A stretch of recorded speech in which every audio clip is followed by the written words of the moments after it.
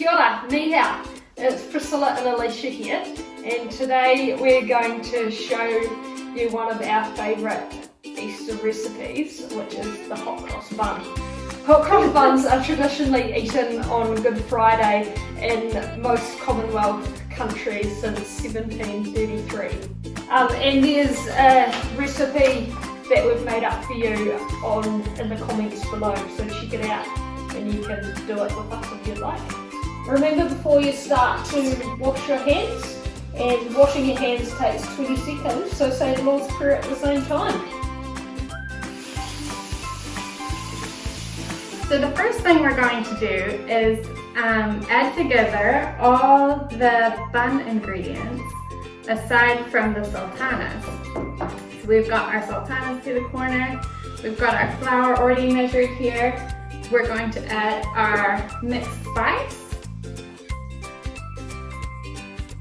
and our salt. Awesome. And our butter or margarine. 1 egg. You can practice your egg cracking skills.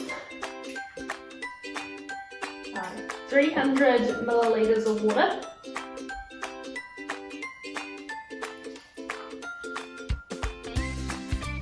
We've got our orange zest, 40 grams of sugar, and 10 grams of dried yeast. Cool, so you can see that Priscilla is mixing up our dough with her wooden spoon, and you're going to keep mixing until it forms one big dough. Sprinkle flour on your bench nice and lightly, not too much, just enough so the dough doesn't stick. Then tip the dough out onto the flour bench. Now we're going to knead the dough. So kneading the dough is when you kind of work the dough with your hands. This one's really sticky, so it might be kind of fun. You kind of move the dough around, you pick it up, push your palm into it, and you keep doing that for 10 to 15 minutes actually. So you might want to take turns with your mum or dad or with your siblings. And every 2 to 3 minutes, we're going to give it a rest. So we're going to stop kneading it for about 30 seconds, and then we'll come back to it. That's a good time to swap out and take turns. You can add a little bit more flour when the dough starts to stick to the bench, but not too much because you still want it really sticky. Oh. Look at it.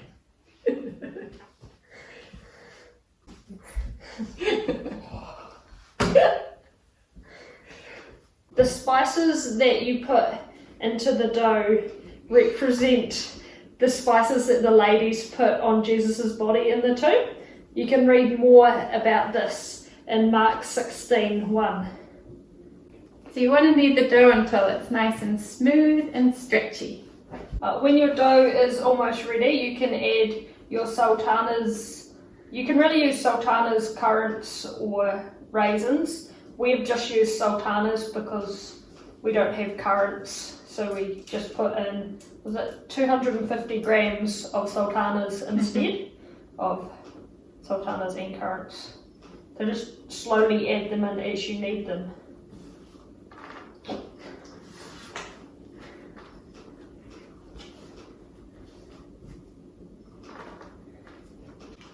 Pour a little bit of oil in your bowl and then rub it round.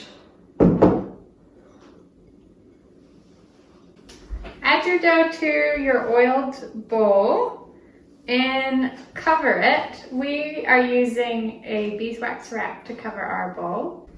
If you don't have one of those, you can use Glad wrap. Leave your bowl in a warm place for 45 minutes to 1 hour. The dough will double in size during this time. Okay, so now our beautiful dough has risen. I've got a quick tip for you, if you would like your dough to rise quicker, you can pop your dough in the oven with a wet tea towel over top. Have the oven really low at like 50 degrees Celsius. At the bottom of the oven, put an oven-proof dish with some water in it. So this gets the oven really nice and warm with lots of moisture so the dough can rise quicker. Awesome. So Priscilla's got our dough and she's doing our next step, which is to fold the 4 corners into the middle of the dough. Cool. That's good.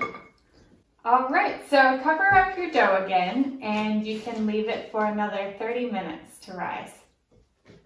Okay, now we've got our dough that's risen again and we're going to tip it up onto a lightly floured bench. Nice. Now we're going to use a knife and cut the big dough into 12 pieces. So try and do it evenly if you can.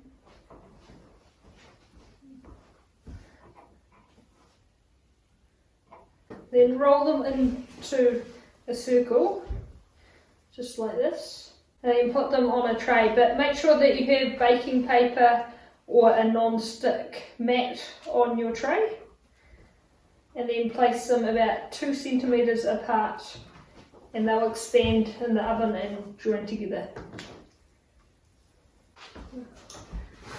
And this is what our tray looks like. So leave them to rise again for about 45 minutes to 1 hour. Cool. Now we're going to make the crossing mixture, which is the white cross that goes on top of the bun. And this represents the cross that Jesus died on and helps us to reflect on his crucifixion and resurrection as we eat the bun. So we have some flour here in a bowl and we're going to add our water and some oil and just a wee pinch of salt. Here we go. And then find a fork and mix it together. Our buns have now risen. Look how big they are. They're huge. Looking so good. Now we're going to pipe the crosses.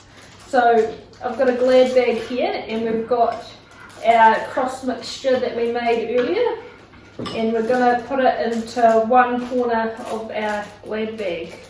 Oh.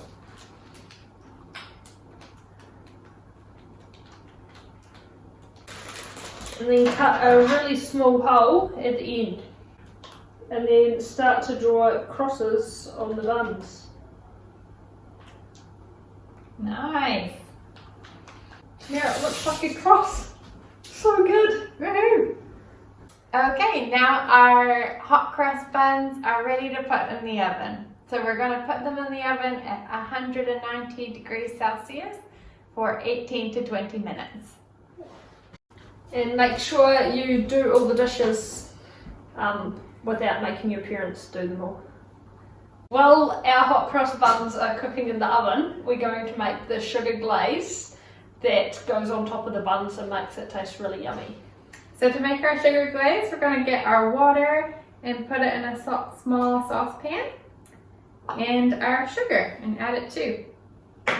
Then take it over to your stovetop and cook it for 3 to 5 minutes until all the sugar is dissolved. So give it a good stir, and then when you can't see the little sugar grains anymore, it's all good to go.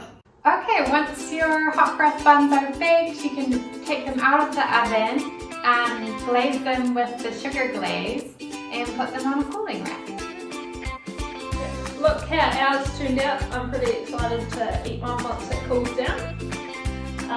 And check out all these awesome pictures and videos of what people have been getting up to this week. This is a video of Elijah and Corbin dominating the Star Jump Challenge that we gave you last week. And here's some delicious baking that Matthew, Maggie, Jason and Richard have been creating. Look at these great artists and all their great colouring in and awesome pipe cleaner creation. Send us your pictures of your hot cross buns or other things that you may be up to. We'd love to see them. Enjoy the baking. I hope yours looks as amazing as ours, and have a great Easter and don't eat too much chocolate. Thank you, Dave.